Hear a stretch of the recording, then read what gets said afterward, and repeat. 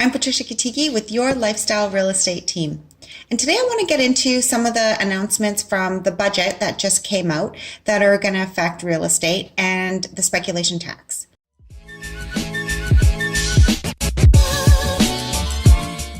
One of the obvious big announcements that came out that's going to affect real estate is the extension of the foreign buyer tax to all areas of BC. So we saw that foreign buyer tax roll out last year in the Metro Vancouver area, and now it's going to be extended to all areas of BC, and it's also going to be increased from 15% to 20%. So that's one of the first big announcements that came out of the budget. The second big announcement from the budget was the speculation tax. And the speculation tax is also effective in all areas of BC except for Whistler and Tofino. And the speculation tax is basically aimed at all absentee owners or those who pay little to no tax in BC.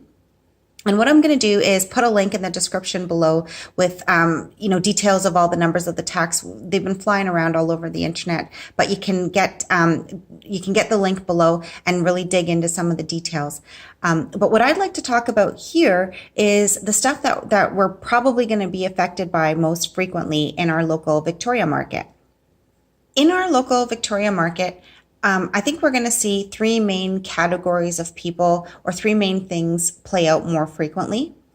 And the first category is the tax exempt. So those are just going to be exempt from the tax.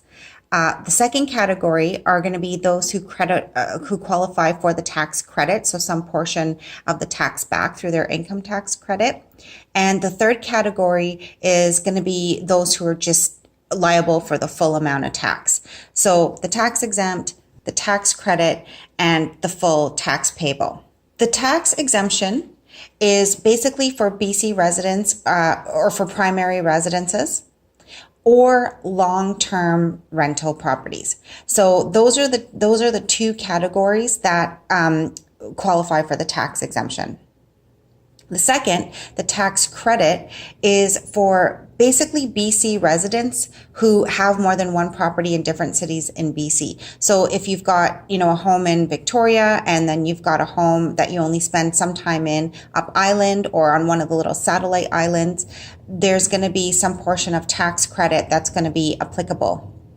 And those that fall under the third category of being fully liable for the tax, that's basically satellite families or short-term vacation rentals. So again, the tax is really aimed at curbing vacant properties, short-term vacation rentals, or people who pay little to no tax in BC.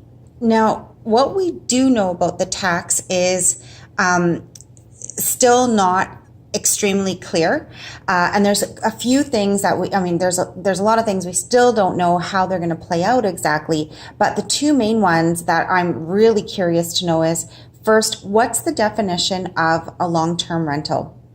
Is it a month-to-month term? Is it going to be 6 months? Is it going to be 1 year? So it's going to be really critical to figure out what the definition of that long-term rental is going to be when people are trying to figure out how the new taxes are going to apply to them. And another thing that we don't really know is how the tax is going to be applied to properties when they leave a pool where the property is subject to the full tax and enter a pool where the property is exempt from tax or applicable for a tax credit. So for example, if you've got a vacation rental right now, then it would be subject to the full tax. But if you sell your vacation rental property to somebody who wants to move into it, and as a primary residence, so in which case they would be exempt from the tax, how's that new buyer going to get taxed on the property? Because what we know so far is that the tax rides with the property. So there's still a lot that we don't know about the tax and about how it's going to roll out. There's been a lot of feedback from the real estate industry as well as from the public.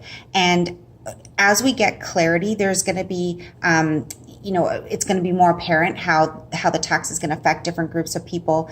Primarily people like retirees who may have more than one property in the province and they're going back and forth from one property to another, or even people who are coming from outside of BC, from other places in Canada, and are buying properties for their kids who might be going to post-secondary schooling in and around the province. I know that's a big thing here in Victoria. People will come from other provinces, Alberta, Ontario, and buy places for their kids who are going to U of Vic to live in while they're going to school. As we get more clear understanding and guidelines from the Minister of Finance, it hopefully will be able to really understand how those people will be affected, because technically, they're not really the target of the new speculation tax, but of course, the lack of clarity doesn't tell us how it's going to roll out. So hopefully, they're mindful and careful of how they roll that out. We're going to stay informed here as it rolls out, and we'll keep the information coming your way. Thanks so much for watching, and check back with Kiteke.ca.